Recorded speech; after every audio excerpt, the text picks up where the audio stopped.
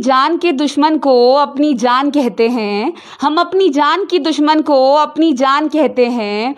मोहब्बत की इसी मिट्टी को हिंदुस्तान कहते हैं, मोहब्बत की इसी मिट्टी को हिंदुस्तान कहते हैं। आप सभी को मेरा सादर नमस्कार। जैसा कि आप सभी लोग जानते हैं, हमारा लाइव सेशन स्टार्ट हुआ है और मैंने अपनी हर लाइव वीडियो में आप सभी से ये बोलते हुए आई हूँ कि उत्तराखंड में 2022 विधानसभा चुनाव मुँह पर है, नज़दीक है और ऐसे में कई वादे होंगे, कई आश्वासन भी दिए जाएंगे, लेकिन तय आपको करना है कि आप वोट किसको करें। तो इसी को मद्देनज़र रखते हुए आज के हमारे इस लाइव सेशन में हमारे साथ मौजूद हैं भारतीय जनता पार्टी के जिला अध्यक्ष माननीय प्रदीप बिष्ट जी। सर, सबसे पहले तो मैं आपका आज के हमारे इस कार्यक्रम में नमस्कार, अभिनंदन करती हूँ, स्वागत करती हूँ। क्या कहना चाहेंगे सर आज के इस प्रोग्राम को लेकर? सबसे पहले आपका आभार और धन्यवाद व्यक्त करता हूँ और आप लोगों की जो पहल है इसको मैं आपके जज्बे को, आपके परिश्रम को प्रणाम करता हूँ, नमन करता हूँ। जिस प्रकार आप निरंतर बारिश हो, धूप हो, अपना काम कर रहे हैं, जनता के बीच में जा रहे हैं, उनके मुद्दे उठा रहे हैं, उनसे बात पूछ रहे हैं, इसके लिए आपका बहुत बहुत आभार और धन्यवाद व्यक्त करता हूँ। चलिए, आपका बहुत बहुत धन्यवाद प्रदीप बिष्ट जी। तो इसी के साथ टाइम ज़ाया ना करते हुए हम अपने आज के इस लाइव सेशन का श्री गणेश करते हैं। तो सर, सबसे पहले मैं आपसे पहले आप एक आम कार्यकर्ता रहे और एक आम कार्यकर्ता से भाजपा के जिला अध्यक्ष बनने तक का सफ़र आपका कैसा रहा, या यूँ कह लीजिए आपकी जो आपका जिला अध्यक्ष का कार्यकाल है उसके बारे में क्या कहना चाहेंगे हमारे लोगों से, दर्शकों से? मैं कहना चाहता हूँ, मैं आज भी भारतीय जनता पार्टी का एक सामान्य कार्यकर्ता हूँ।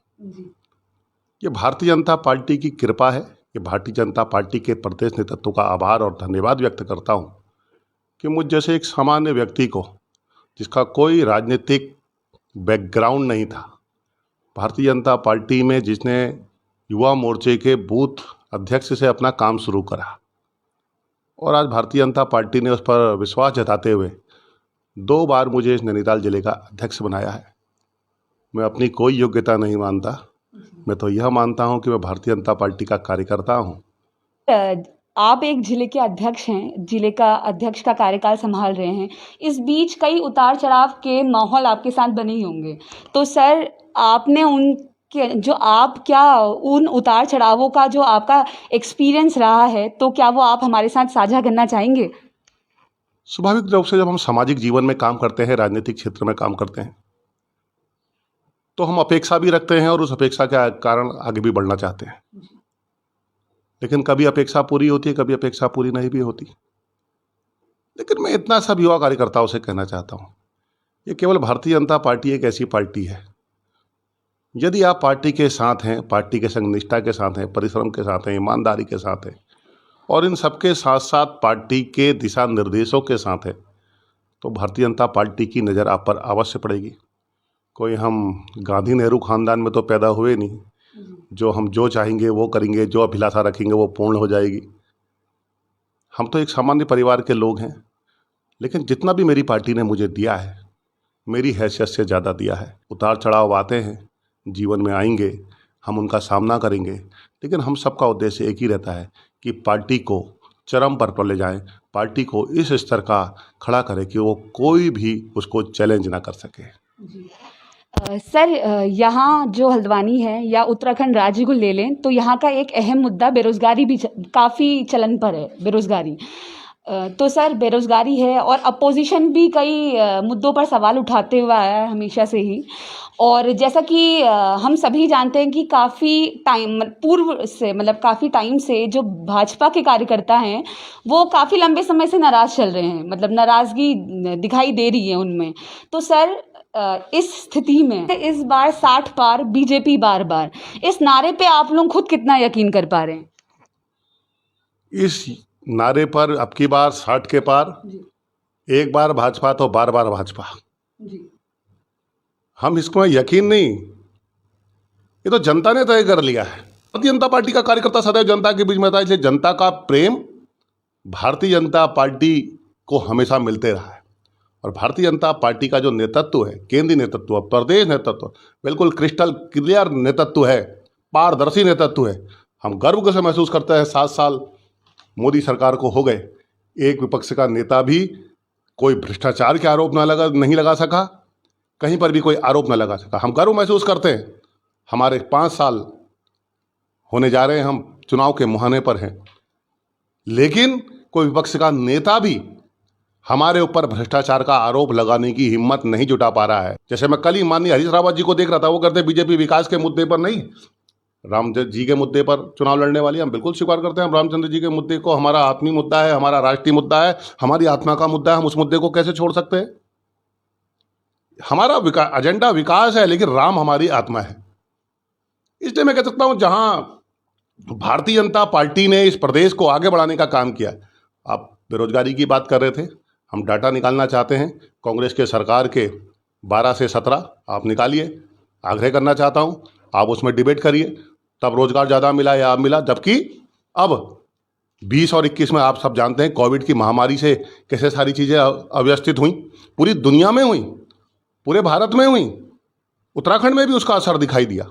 लेकिन किस प्रकार हमारे मुख्यमंत्रियों ने उस स्थिति को उभारा है, और उसके बाद भी रोजगार सृजन करने के लिए रोज काम चल रहा है।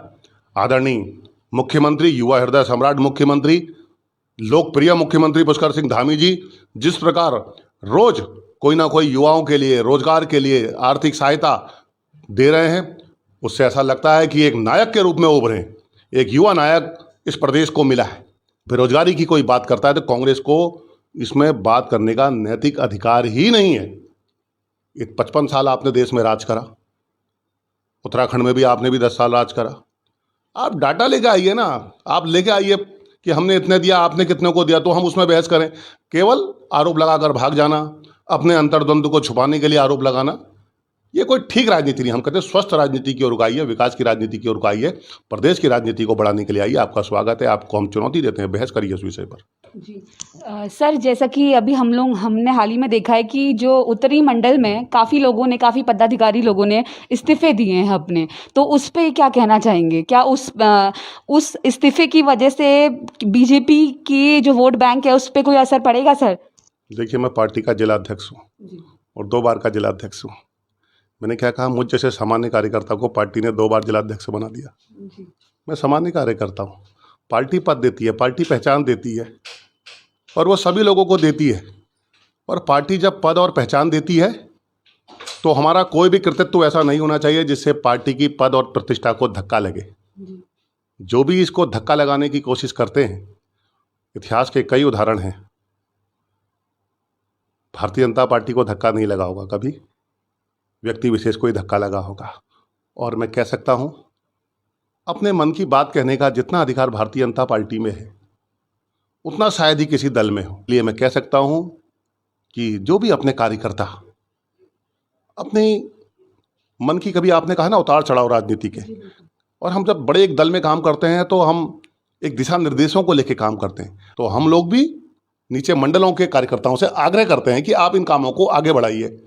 अब कभी किसी को इन कामों के कारण ज़्यादा काम लगता होता है, कभी किसी कुछ लगता है, और राजनीति में तो एक बहुत सामान्य बात है, मन में कुछ होता है और मुंह में कुछ होता है। हम भगवान से प्रार्थना करते हैं, कोई भी कार्यकर्ता पहले अपने को ना रखे, पहले राष्ट्र को रखे, फिर पार्टी को रखे, फिर अपने को रखते हैं तो अपना कई बार मन के अंदर जो भी अंतर्द्वंद चल रहे थे वो स्वतः ही समाप्त हो जाते हैं। सर, अगर राज्य में सब कुछ बीजेपी के हक में ही चल रहा है तो केंद्र नेतृत्व को यहाँ पर 2 मुख्यमंत्री क्यों बदलने पड़े?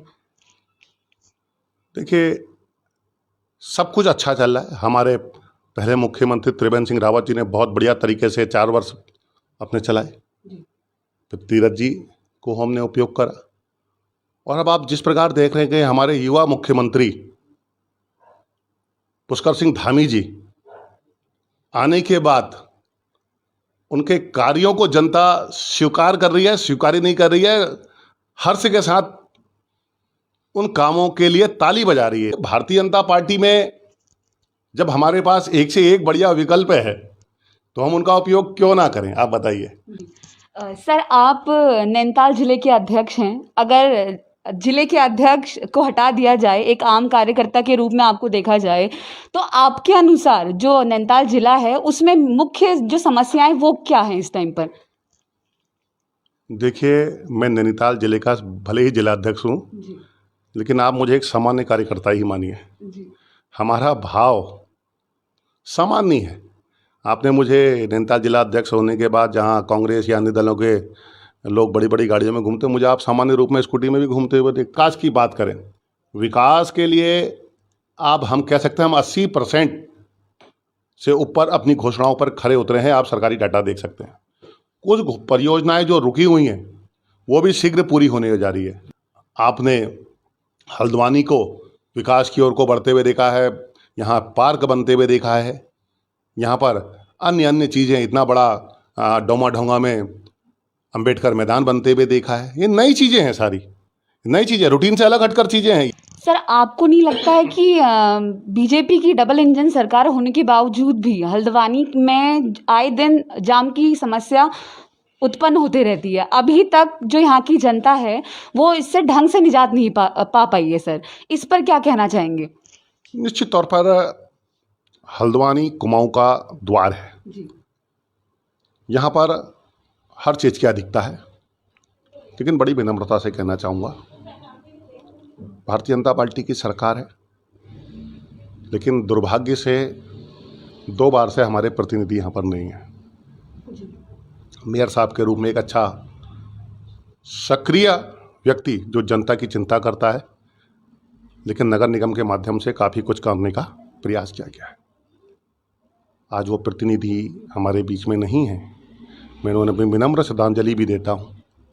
लेकिन जो आज कांग्रेस बात कर रही है, अगर पीछे मुड़ के देखेंगे, कहीं ना कहीं आप उन्हीं को ही दोषी पाएंगे। आज जो लोग एक संकल्प यात्रा निकालने की बात कर रहे हैं, उन्होंने कई संकल्प लिए थे। मैं याद दिलाना चाहता हूँ, वो संकल्प एक भी पूरा नहीं हुआ। हल्द्वानी से जाम से मुक्ति दिलाने के लिए पूर्व में जो बड़ी सम्मानित मंत्री रहीं, मैं फिर उनको अपनी विनम्र श्रद्धांजलि देता हूँ। फ्लाईओवर बनेगा, ऑडिटोरियम बनेगा, अनेक अनेक प्रकार की चीज़ें कही गई, लेकिन कांग्रेस की सरकार के द्वारा कभी पूरी नहीं करी गई। मैं दावे के साथ कह सकता हूँ। सर, अगर संकल्प की बात करें तो आपकी सरकार द्वारा भी एक संकल्प लिया गया था कि जो ISBT है वो हम शिफ्ट करके ओपन यूनिवर्सिटी के वहाँ पे कुछ जल्द से जल्द शिफ्ट कर देंगे, लेकिन सर अभी तक इस पे कोई इम्प्लीमेंटेशन नहीं हो पाया है, तो इस पे क्या कहना चाहेंगे? देखिए, मैं आपको याद दिलाना चाहता हूँ, पिछली बार कांग्रेस ने जब ISBT शुरू करा था तो उसका उद्घाटन अक्टूबर में करा था जी। अक्टूबर माह 2016, यानी 4 महीने में वो भी जानते थे कि ISBT का निर्माण नहीं हो सकता है। जल्दीबाजी में किस कारणों से, फिजिबिलिटी क्या थी क्या नहीं थी, अब मैं उस विषय में नहीं जाना चाहता हूँ, लेकिन स्थानीय लोगों की मांग पर और अन्य कारणों से जो यह ISBT का निर्माण दूसरे स्थान पर होना है, आप ये बात समझिए कि ये किसी दिन भी हो सकता है। मामला हाई कोर्ट में विचाराधीन है, कुछ लोग उसमें हाई कोर्ट गए हैं। जिस दिन हाई कोर्ट का निर्णय आएगा, उसके बाद जो हाई कोर्ट का निर्णय आएगा, उस निर्णय को देखते हुए जो भी निर्णय होगा ISBT पर, मैं गारंटी के साथ कहता हूँ 1 माह के अंदर हो जाएगा जी। सर, पूर्व में आपका एक बयान आया था कि जो लोग टिकट के दावेदार होंगे वो संगठन में नहीं रहेंगे, तो बिजली 2022 के चुनाव में आपकी क्या भूमिका रहेगी? क्या किसी विधानसभा सीट से आप दावेदारी पेश करेंगे या फिर भाजपा के एक मजबूत स्तंभ के तौर पर आप संगठन को मजबूत करने का काम करेंगे? ऐसा कोई बयान मैंने तो सुना ही नहीं दिया, ना मैंने ऐसा सुना कि, लेकिन हमारे वहाँ एक से एक कार्यकर्ता हैं जो कोई भी व्यवस्था को संभाल सकते हैं। कोई मैं अकेला अध्यक्ष नहीं हूँ, केवल जो अध्यक्ष मैं ही संभालते रहूँगा। अनेक अनेक योग्य कार्यकर्ता हैं, और जो चुनाव लड़ने की बात है वो पार्टी हाईकमान का निर्णय होता है कि कौन कहाँ से चुनाव लड़ेगा, कौन किस व्यवस्था में रहेगा। अपने विषय में निर्णय करने का अधिकार मेरे को नहीं है, क्योंकि मैं पार्टी की संपत्ति हूँ। पार्टी मुझे जिस भूमिका में रखेगी, पार्टी कहेगी भारतीय जनता पार्टी के अध्यक्ष के रूप में आपने काम करना है, पार्टी कहेगी भारतीय जनता पार्टी के कार्यकर्ता के रूप में आपने काम करना है, वो मुझे कहेगी बूथ के कार्यकर्ता के रूप में काम करना है, वो कहेगी जनप्रतिनिधि के रूप में काम करना है। वो जो भी भूमिका देगी, मैं उस काम को करने के लिए हमेशा तैयार रहे और तैयार रहता हूँ। चुनाव लड़ने का देगी तो मैं पार्टी का धन्यवाद देते हुए, सभी लोगों का हाथ जोड़ते हुए, जनता के बीच में आज भी रहता हूँ, उनके बीच में पहुँचूंगा। भारतीय जनता पार्टी के लिए मत मांगूंगा, प्रदीप बिष्ट के लिए मत थोड़ी मांगने हैं हमने, तो भारतीय जनता पार्टी के लिए मत मांगने हैं, आदरणीय नरेंद्र मोदी जी के लिए मत मांगने हैं, आदरणीय पुष्कर धामी जी के लिए मत मांगने हैं। चलिए सर, मान लेते हैं हाईकमान आपको 2022 विधानसभा का प्रत्याशी घोषित कर देती हैं। उस केस में कोई भी विधानसभा सीट से, मैं स्पेसिफिकली किसी भी विधानसभा सीट से मतलब को मेंशन नहीं कर रही हूँ, कोई भी विधानसभा सीट से आपको टिकट दे देती है, तो उस स्थिति में आप जनता को कैसे जनता के बीच में क्या लेकर जाएंगे, कैसे साबित करेंगे कि आपको जो टिकट है वो आपकी मेहनत के दम पर मिला है, और अगर जनता आपको वोट करे तो क्यों करे? देखिए, मैं कह सकता हूँ, रामचरितमानस में एक दोहा आता है, तुलसी तुलसी क्या का हो तुलसी वन की घास, हो गई कृपा प्रभु राम की बन गए तुलसीदास। यदि पार्टी हाईकमान कोई निर्णय करेगा तो हम नरेंद्र मोदी जिंदाबाद के नारे से जनता के बीच में जाने वाले हैं, और इस देश की जनता का आदरणीय नरेंद्र मोदी जी के प्रति जो प्रेम है, उस प्रेम के कारण आज हम 303 सीटों पर देश में हैं। उत्तराखंड की 57 सीटों पर, अब तो मैं कह सकता हूँ एक 58 हो गए हैं, 58 सीटों पर हैं, एक एसोसिएट है। इसलिए प्रदीप बिष्ट अपने आप में, मैंने कहा ना, कोई यूनिट नहीं है, भारतीय जनता पार्टी का एक कार्यकर्ता है। हम आदरणीय नरेंद्र मोदी जी के नाम पर, इस प्रदेश के विकास के नाम पर, राष्ट्र के विकास के नाम पर, राष्ट्रीय अस्मिता के लिए आदरणीय नरेंद्र मोदी जी ने जो कार्य करा है, इस देश में राम मंदिर बना है, कश्मीर की आज एक रूपता आप देख रहे हैं, जब 26 जनवरी के हो या 15 अगस्त का दिन हो, देश के स्वतंत्रता दिवस के दिन कैसे वहाँ की झांकियाँ निकल रही हैं, वो देख के हमें आत्मिक खुशी होती है। प्रदीप बिष्ट को क्या पद मिलेगा, इसको देख के हमें आत्मिक खुशी होने वाले कार्यकर्ता नहीं है। हमें इस बात की खुशी होती है कि अयोध्या में आदरणीय मोदी जी के समय में राम मंदिर बन गया, कश्मीर में हमारी एक रूपता दिखने लग गई है, पूरे दुनिया में भारत माता की जय हो रही है। America, England, Japan, Poland, Canada, जहाँ जाते हैं मोदी जी वहाँ भारत माता की जय के नारे लगते हैं। इसलिए भैया, प्रदीप बिष्ट कुछ नहीं, प्रदीप बिष्ट एक भारतीय जनता पार्टी का सामान्य कार्यकर्ता है, और पार्टी की कृपा होगी, पार्टी के नेतृत्व की कृपा होगी, आदरणीय मोदी जी के नाम पर वोट मांगेंगे, आदरणीय धामी जी के नाम पर वोट मांगेंगे, और जनता हमें स्वीकार करेगी।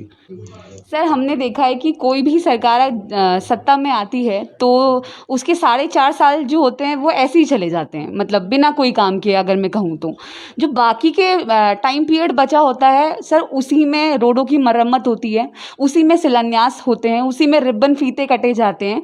तो जो जनता है वो किस आधार पर वोट करे सर? जो पहले के 4.5 साल जिसमें कुछ नहीं हुआ, और बाकी के जो 6 महीने जिसमें सारी शिलान्यास भी हो रहा है, रिबन भी कट रहे हैं, सब सारे काम उसी उसमें हो रहा है, तो इसमें क्या कहना चाहेंगे? देखिए, ये आप अन्य सरकारों के बारे में कह सकती हैं, हमारी सरकारें निरंतर काम करने वाली सरकारें हैं।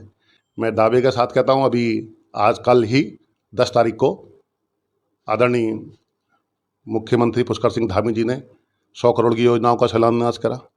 उससे पूर्व में तीरथ सिंह रावत जी आए थे, तो उन्होंने रामनगर में 100 करोड़ की योजनाओं का, 100 करोड़ से भी ऊपर की योजनाओं का शिलान्यास करा। उससे पहले कोविड काल से पहले त्रिवेंद्र सिंह रावत जी मुख्यमंत्री के रूप में यहाँ आए थे, मधुबन में कार्यक्रम हो रहा था, तो उन्होंने लगभग 300 करोड़ की योजनाओं का वो करा।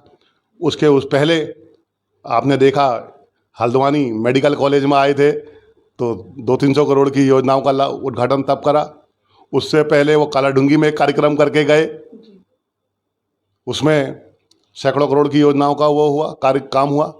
आदरणीय सांसद अजय भट्ट जी हों, कोई भी हमारे मुख्यमंत्री हों, लगातार जमरानी बात को लेकर आवाज़ उठाते रहे। आज जमरानी बात पूरा हो रहा है, लेकिन ये चुनाव से तो कई वर्ष पहले हमने ये कार्य कर दिया।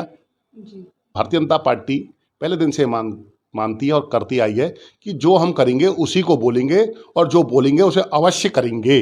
तो निश्चित तौर पर केवल 6 महीने के कार्य नहीं है, ये निरंतर चलने वाले कार्य। मैंने आपको बताया, कम से कम 1000 करोड़ के काम इस नैनीताल जिले में हुए, केवल आज 6 वर्ष नहीं, मैं तो आपको शुरू के 6 महीने के बाद से कार्यकाल के काम बताए हैं। और भारतीय जनता पार्टी का एक ही एजेंडा रहता है, विकास और एक।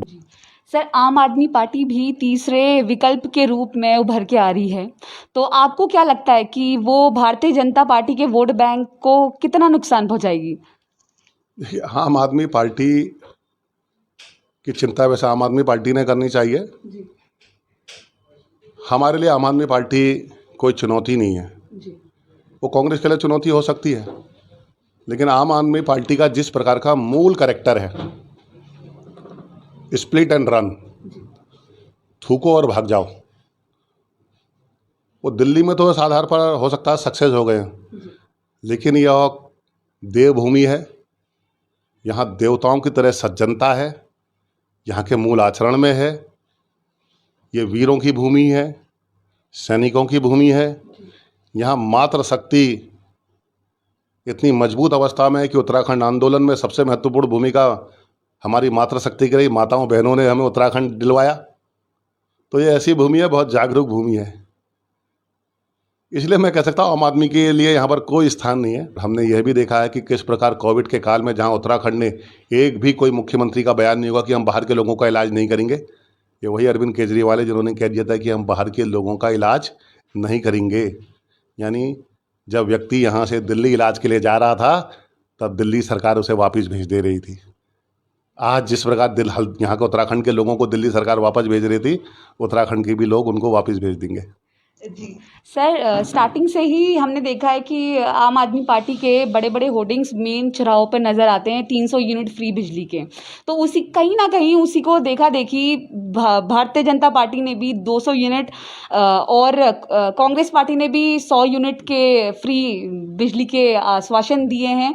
तो सर इस पे क्या कहना चाहेंगे आप? देखिए क्या है कि जिसको कुछ नहीं करना होता है वो सबसे ज़्यादा बोलता है, जिसको करना होता है वो बहुत सोच समझ के बोलता है। केजरीवाल जी को जब कुछ करना ही नहीं है तो वो कुछ भी बोल सकते हैं। वो ये भी कह सकते हैं कि मैं अंतरिक्ष में प्लॉटिंग करा दूंगा यहाँ के लोगों की, क्योंकि करना नहीं है। तो यहाँ केजरीवाल जी की दाल गलने वाली नहीं है। जी सर, क्या आपको नहीं लगता है, जैसे हम सुनते ही आए हैं, जैसे मैं अभी आपसे फ्री बिजली की बात कर रही थी तो उसी पे मैं आपसे एक चर्चा और करना चाहूँगी कि बजाय फ्री बिजली के कोई भी सरकार है, चाहे वो बीजेपी है, कांग्रेस है या आम आदमी पार्टी है, बजाय फ्री बिजली के जैसे कमर्शियल बिल महीने टू महीने आता है, अगर उसी की तरह जो डोमेस्टिक बिल भी है वो महीने टू महीना अगर घर पे पहुंचाया जाए तो वो एक अच्छा विकल्प होगा बजाय फ्री बिजली के। तो इस पे क्या कहना चाहेंगे सर? देखिए, जो भी अच्छे विकल्प होते हैं, जब भी हम अपना बजट बनाते हैं उससे पहले माने हमारे मुख्यमंत्रियों ने परंपरा शुरू करी कि उस बजट के लिए आम जनता की भी राय लेते हैं जी। उसमें सब राय आती है, फिर उसको समायोजित करते हुए जो सबसे बेस्ट ऑप्शन होता है उसमें हम सब लोग काम करते हैं। ये आपका सुझाव हो सकता है, अच्छा सुझाव हो सकता है, मैं इसको आगे बढ़ाने का प्रयास करूँगा। सर लास्ट में जनता तक क्या संदेश पहुंचाना चाहेंगे? और या मैं यूँ कहूँ कि 2022 के चुनाव में भारतीय जनता पार्टी का, जो कि एक रूलिंग पार्टी है, उसका सबसे बड़ा जनता को क्या वादा होगा? जनता को हमारा वादा है, जिस प्रकार हमने 2017 से अभी तक भ्रष्टाचार मुक्त शासन दिया है, आगे भी और शासन चलता रहेगा। जिस प्रकार डबल इंजन की सरकार ने इस प्रदेश में विकास के आयाम गढ़े हैं, ऑल वेदर रोड से लेकर केदारनाथ को ठीक करने से लेकर अनेकों दामरानी बांध से लेकर रोडों का बेसिक इंफ्रास्ट्रक्चर से लेकर अनेक नई योजनाओं को लेकर वह काम आगे चलते रहेंगे। आदरणीय नरेंद्र मोदी जी का आशीर्वाद हम सबको मिलता रहेगा। हम डबल इंजन की सरकार को फिर बनाएंगे, 60 के पार जाएंगे। इस उत्तराखंड को एक ऐसा उत्तराखंड बनाएंगे जो भारत के नंबर 1 प्रदेशों में हो, नंबर 1 भारत में तो हो ही हो, लेकिन विदेशों में भी इसकी धमक हो, इसकी चमक हो। ऐसा उत्तराखंड बनाने का प्रयास भारतीय जनता पार्टी कर रही है। मैं आम जनता से निवेदन करना चाहता हूं, सभी क्षेत्रवासियों से निवेदन करना चाहता हूं, भारतीय जनता पार्टी को आपका प्रेम मिलता रहा है, 2022 में भी आपका प्रेम और आशीर्वाद मिलेगा, इसी की आशा और अभिलाषा करता हूँ। चलिए सर, आपका बहुत बहुत धन्यवाद। मैं आपके आगे के फ्यूचर के लिए wish you all the very best.